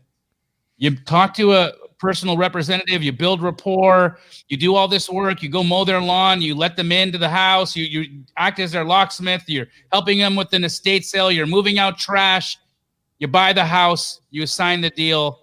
Where's the relationship? It's gone. It's gone. It's a one-trick pony. One time. What Pace is talking about is actually going to the source of continuous business. So you build the rapport one time, you build the relationship one time, you make friends with the one person, right? I use this analogy with my coaching students all the time. If I want shrimp for dinner, do I get into a boat, go into the ocean, take my nets and go try to catch some shrimp? Or do I go hang out at the shrimping docks where all the shrimping boats are selling shrimp at? right? Rilus is the shrimp and docks. That's it. Yeah, and you guys have a lot of value to bring to probate attorneys. So never mind the cash offer. We get all those things. We know you can do cash offers, but the things attorneys love is to help them inventory an estate, right? If you can help them provide an inventory of the personal property that's there. No one wants to do that, right? Rilus, No. let's expand on that a second, because there's a comment in here by Junior Sanchez, and he says, I thought probate attorneys don't like investors. So let's take that and let's use that comment and help us understand all the ways that we can have probate attorneys like us. What can we do? Yeah, so the first thing you can do is bring them a client. That's the easiest way. Go right through the front door. You know, give them the work that they want to do. So if you find a situation, this is where like the pre-probate leads come in. If you find a situation where they haven't already started a probate, if someone's passed away and you know that they're going to need a probate, bring them to the probate attorney and say, hey, I have someone that wants to hire you. That's a great intro. Instead of saying, hi, I'm an investor. I want to buy the houses. If you start with, here, I have a client that wants to hire you, you're in. Real quick, Rilus, what is a pre-probate? I mean, someone's died, but they have not filed a probate with the court yet. But how do we know that it wasn't owned by a trust? It might be owned by a trust, but in the cases of all the leads where they're getting their data from, they're pulling it from the probate record, so they know that a probate has been open. But Successors data has Successors data specifically has pre-probate lists. So if you go to successorsdata.com, they have a list. So I'm going to tell you guys something that Rilus and I just started working on to answer Jamil and Brent's question more specifically, more Jamil's question. So what we're doing is I'm using my title company, right? Everybody, please pay attention to this. I'm going to give you a couple steps to take right now. Everybody write this down. We've got well over 300 people watching live right now. So 300 people should be taking notes. I go to my title company. In Phoenix, the title company we use is Title Alliance of Phoenix. If you guys want to use Title Alliance of Phoenix, they'll do the same thing for you here locally, okay? I go to Title Alliance of Phoenix, and this is widespread. This is nationwide. You can go to a title company and say, who runs your marketing department? I need some mailers paid for, okay? Title companies can't give you referral fees. They can't pay you in a certain way, but what they can do for you is they can pay for mailers, and they have a monthly budget that nobody ever uses. In fact, when you go to a title company and you ask who's in your marketing department, they're like, oh man, they're out like doing lunch and learns and spending $600 or $800 or $1,500 on doing lunch and learns for people that aren't even actually doing any business, right? How many times have you gone to an event or a RIA where it's sponsored by a title company? Guys, that's the title company desperately trying to get your business, okay? They have marketing departments, my title company, and same thing with Brent and Jamil's title companies that they use. You go to the title company and you say, I want to send mailers to pre-probate clients. Okay, you get your title company to commit. My title company has committed $1,000 a month to my business. I could easily get them to go to $2,000 a month if I really pushed hard, okay? So what we do is I then go to Rilus and I go, Rilus, I want to pay for your mailers as the attorney to send mail to pre-probate clients from your office. And we're going to market to them and say, hey, my name is Rilus Dana from Mott Legal, And when those leads come in your door, you and I have an agreement. Doesn't mean that every deal has to go to me, but when it's appropriate, you are going to refer those clients who have real estate to me. What have I just done? I have number one, showed the probate attorney that I'm dead serious about him growing his business, to the point that I brought a title company to the table and I sponsored that mailer. I then came up with the idea and said, hey, we're going to use this company, successorsdata.com or wherever. Maybe if you're a TTP student, Brent probably has discounts and stuff on some of these other ones. I don't know. Brent, do you have discounts on those? Probate's daily. Yeah. Okay, so if you guys go to probatesdaily.com, see if they have pre-probate. So what's great about this is if you go to people who have already filed probate, guess what? They typically don't need a probate attorney, right? Because they've already filed probate.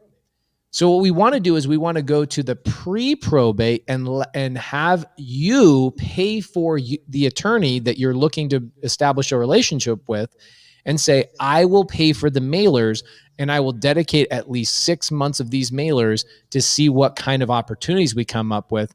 You got to make sure, write this down, you have a phone number that can track how many calls come in from those mailers. You don't want it just going to the attorney's office line because that's not trackable. And you can't go back to the title company and say, we got 50 calls in the last 6 months and we got 5 deals from it and we opened 5 files with you and you guys made $18,000 in escrow fees and it only cost us $5,000 to do that out of your pocket. You can't do that. So you got to track it. You got to have a trackable phone number. You just built an entire business model showing an attorney how you care about their business more than they even do. Now, I can tell you in closing on this point, and we'll maybe open up some questions. Most probate attorneys are not mailing pre-probates. They don't even know they can. It's a new concept to them. So you're coming to them with a fresh idea that you will pay for it. Now, I get a lot of referrals from Rilus that don't ever pan out. And every single time I have a conversation with that client, I say, hey, my name's Pace. So happy I got the chance to chat with you. Tell me what's going on. Let me see if I can direct you in the right place. Sometimes that client goes, I'm going to list it with my brother. I go, perfect. Do you need a handyman? Do you need anything else? Anything else I can provide to you? Guys, I am providing value to my probate attorney's business regardless of if I buy that house or not. Rilus, that's how you build a long-term relationship. Where do you get your clients from, Rilus? Is it mostly referrals? Is it network? Is it marketing? Where do they come from? Yeah, so probably mostly referrals. We do some marketing, some online marketing, some social media, but really mostly referrals is always our highest source. No matter the amount of marketing I'm doing, referrals are always the highest and best. Right there. We started this show, the 5 things. Number 5, refer business to your work network. That's it. So 1, you're building the probate attorney's business, which is that's how they make their money. And that's how they grow their practice or their firm. And then on the flip side, they're sending you opportunities before specific ones. Obviously, attorneys are going to direct their clients in the best way possible. If it's better for them to do something else, they'll do that. But if it's better for them to just have a cash sale, that's going to be the suggestion, and you're going to be the one getting it because you built that relationship. So and truly. You can always position yourself to the attorney in a way that's ethical and responsible for everybody, right? Like, bottom line is Rilus is only going to refer Pace a deal where Pace is the ideal buyer. If Pace isn't the ideal buyer, Rilus knows exactly what to do with it. It's going a different direction. He doesn't even have, maybe he'll still have Pace talk to them just for whatever, but if it's that, if it's something that's a beautiful house, they just remodeled the house, the guy had a stroke. Yep. Paying for the remodel. Okay, well, here we got it. This is a retail house. There's an agent. We'll send the referral over to the agent, get them top dollar. That way, the attorney knows that you're there for the best interest of the client, and the attorney doesn't have to worry that when he refers you business that it's going to come back to bite him in the ass. They want to hear you understand ethics. Yeah. And just, there's been a lot of people that Pace has provided a lot of value to where he hasn't bought their house, but it makes me look good. They come back and they say, thank you. Thanks for introducing me to him. I'm not going to use him, or he told me that I can do this, or he told me that I should go this way. So it's always adding value, whether he buys a property or not. And that's what you need to be for the attorney. You need to have that trust where they know that they can send things to you and their clients are going to have a good experience, even if this doesn't fit right in your buy box, even if it's not your ideal property, that you'll still give good guidance and good help. So a couple of things I want to say. So Rylan says, thank you for so much for sharing all this great info. So glad I found your group. As new real estate investor, door knocking for literally dollars and zero knowledge. Great job, Rylan. Great job. Get out and get it done. That's how basically everybody gets their first deal. It seems like is like door knocking or walking their dog for dollars, like in Jamil's case in 2002. My wife says Pace is a good guy, a nice guy. She's obviously trying to get laid. That's not Pace. Don't give it to her, Pace. Don't you do it. Can you type up and put Rilus's YouTube channel on the yes, I'd love to. So a couple of things I want to go over, because I think we should have Rilus back here in like 90 days. And what I want to pose is that in 90 days, we're going to come back and give you guys a report on the mailers that Rilus and I do together for 90 days. We're going to see how many phone calls came in, how many opportunities came in, how much did those mailers cost. We'll even bring the title company to the table and explain to you why it makes sense for them to go this route. Because a lot of people are like, wait, what, title companies actually do marketing? Do you ever run into that? Where like your students are afraid to reach out to title companies? Yeah, they're afraid to talk to their shadows.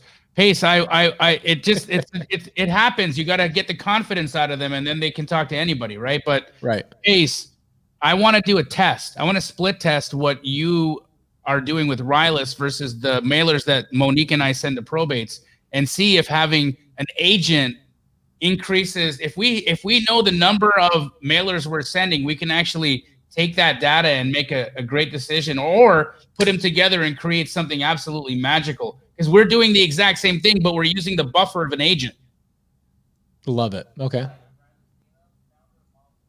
All right. I am going to give you guys Rilus Dana's YouTube.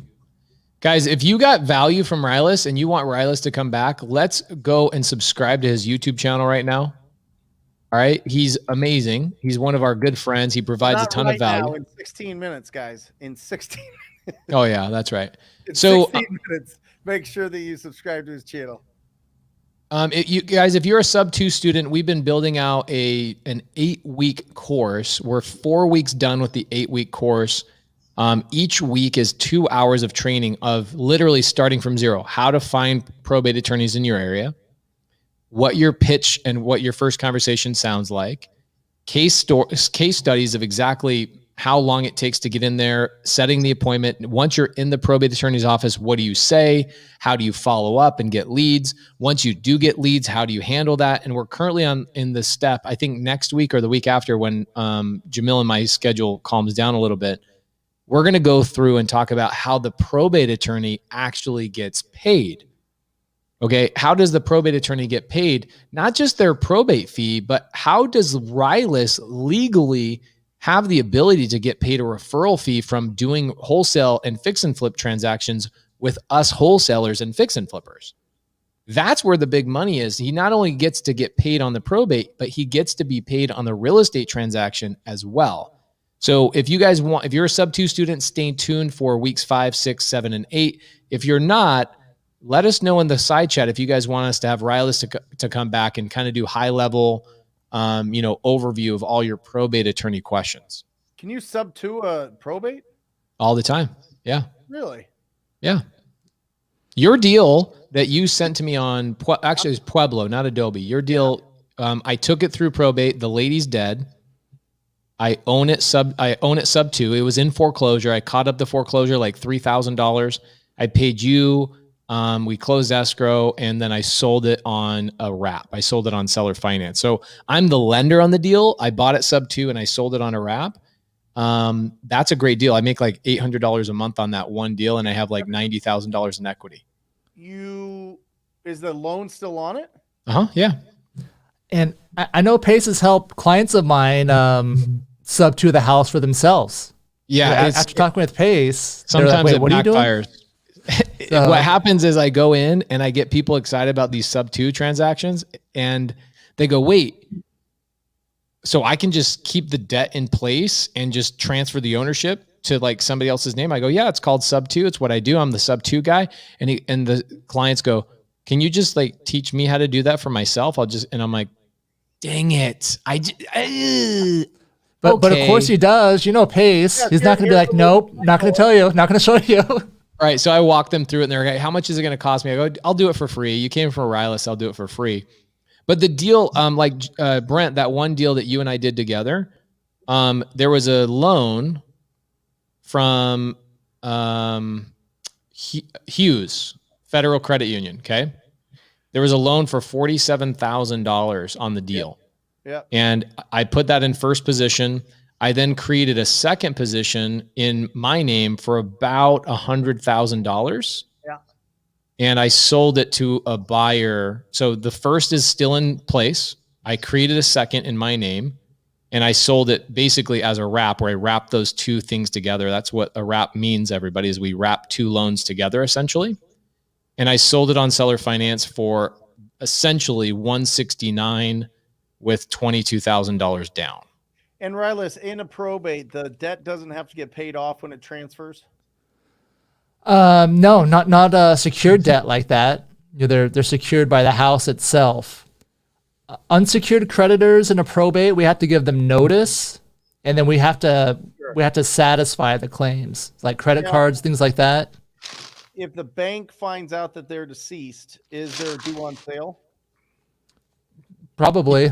Yeah, just like if they found out that I transferred the deed, if they wanted to, they could do the due on sale.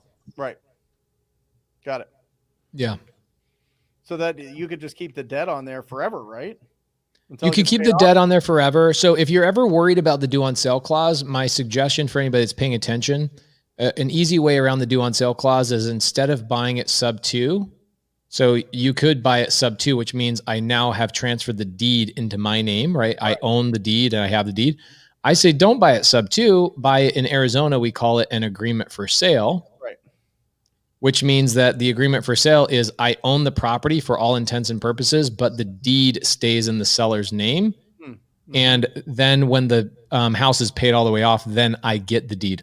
Why don't I do this every time? Why don't I just buy on an agreement for sale? Is because if I own it on an agreement for sale, there's one magical thing I don't have, and that's my depreciation, which is my tax benefits. Right. And I love depreciation. So I prefer sub 2 because I get all the cool benefits of not having to pay taxes on my income. Mm-hmm. So I have ran into due on sale clauses, but they've never come from somebody passing away. Due on sale clauses typically come from people not paying their mortgages or setting up the insurance incorrectly. So interesting stuff, but that's the stuff that I teach in some of the stuff I teach in sub 2. Rilus. Yes.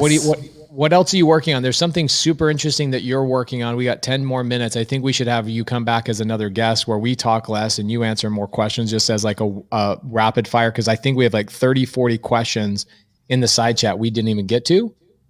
What are you working on with the digital asset trust? What is that? What's this unique thing that you're working on? So, part of my unique estate planning approach is I've developed a way. A lot of information is now digital. When I started this business, people were getting mail. And after someone passed away or suddenly became ill, a good way to figure out what they owned is start getting their mail and see what's come in. So the modern approach to that, since things are going to email, I've created a digital asset trust.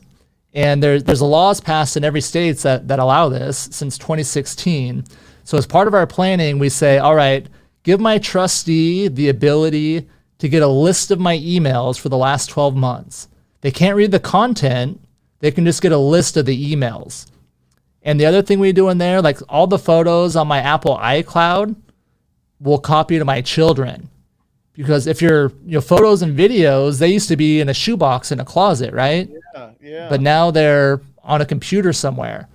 And what we're running into is if people haven't, downloaded those pictures, they don't provide a way to transfer them, that's something that we do as part of our estate plans. So I created a course for attorneys that shows them how to do this digital asset planning.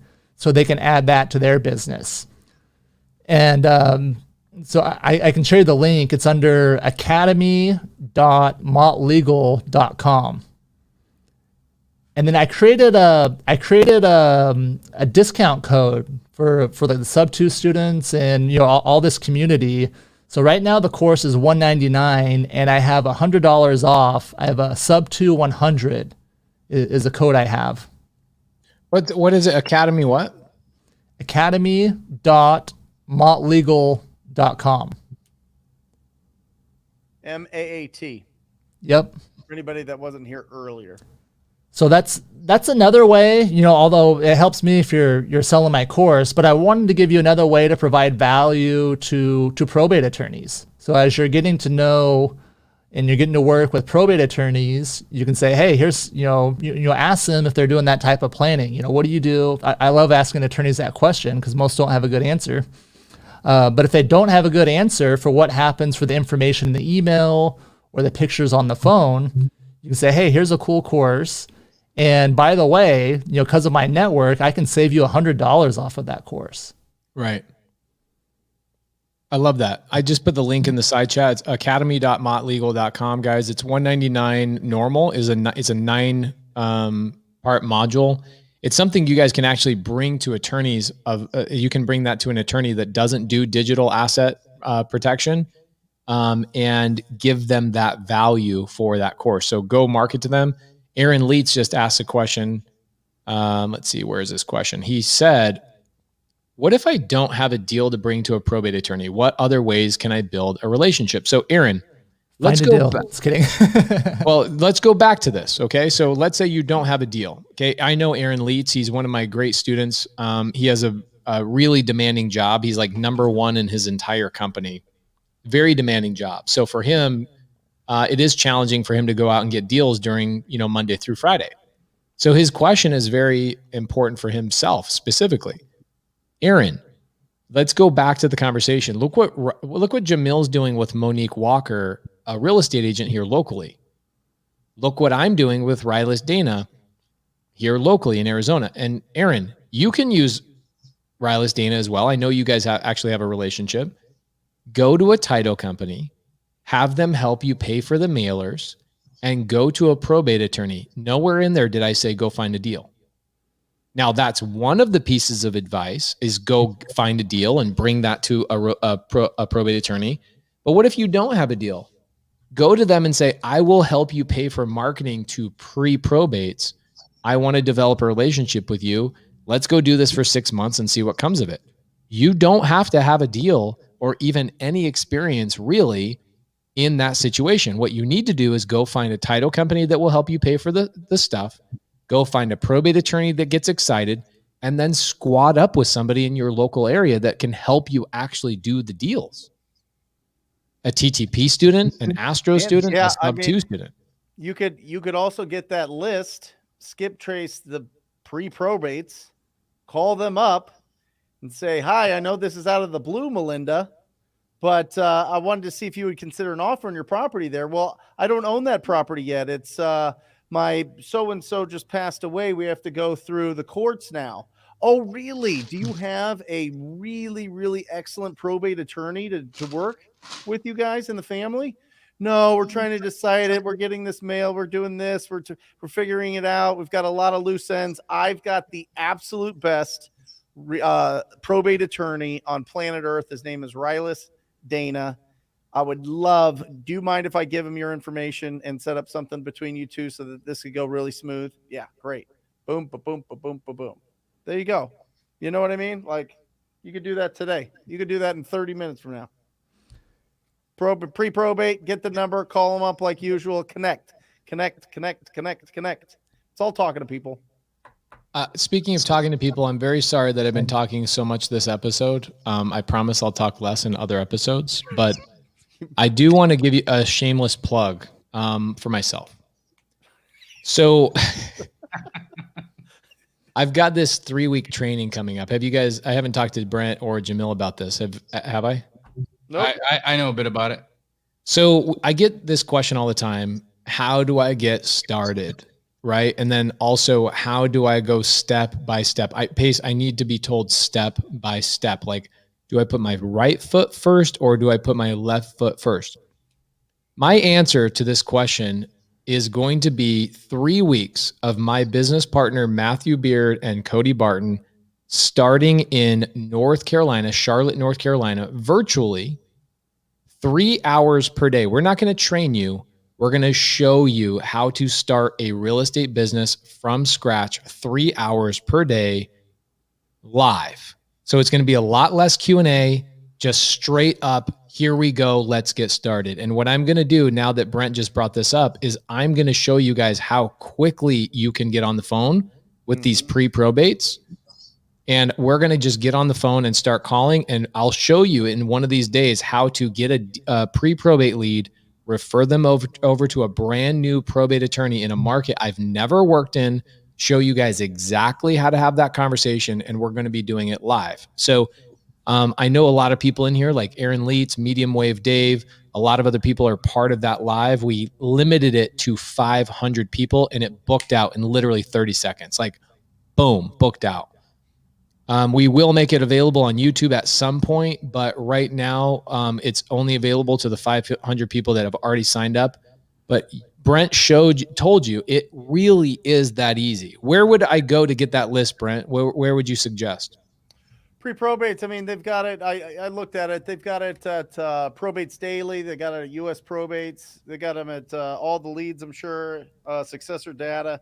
I think it's getting more and more popular. But, you know, instead of hitting them up and being like, hey, do you want to sell, blah, blah, blah, and then just hammering them and getting rid of them, yes, you open up with do you want to sell, get a little bit of the information, and then you can refer them to an incredible probate attorney in your market. Amazing. Everybody in the comments, do you think we should have Rilus Dana come back in the next couple of months? And I think Jamil's got a really good idea. I think we should compare data. Jamil, the challenge with Rilus on my side, just FYI, is that Rilus wants to only market for his practice in specific zip codes. So we should sit down with each other over the next couple of days and have that conversation, because I think it would be fun to do a case study, compare, contrast how much money is being spent, how many phone calls are coming in, what does that look like? Maybe we tag team and we become the largest probate conglomerate in Phoenix, Arizona, and we just munch down all the cookies.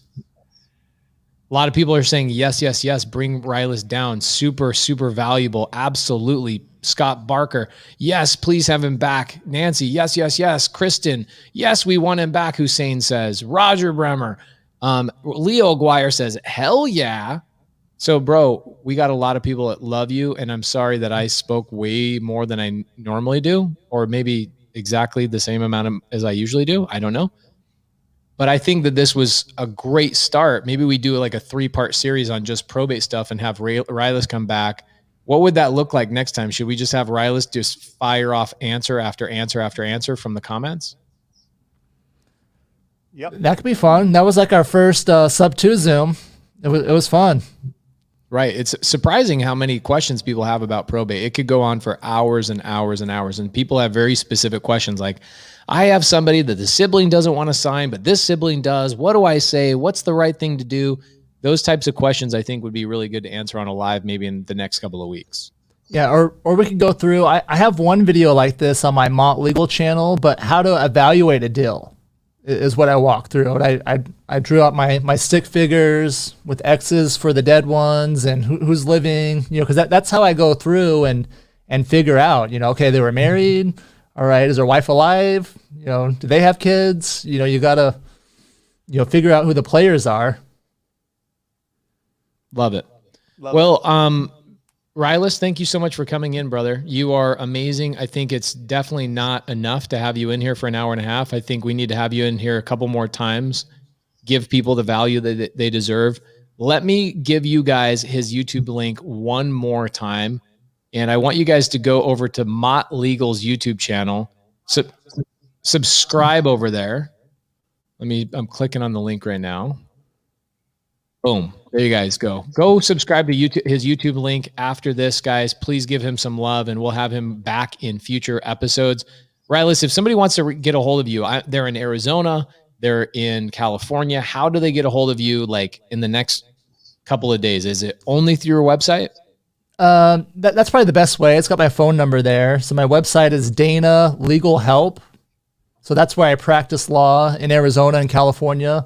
Mont Legal, I do a lot of videos. Like some of those are tailored to wholesalers and things like that. Information, general information about probate.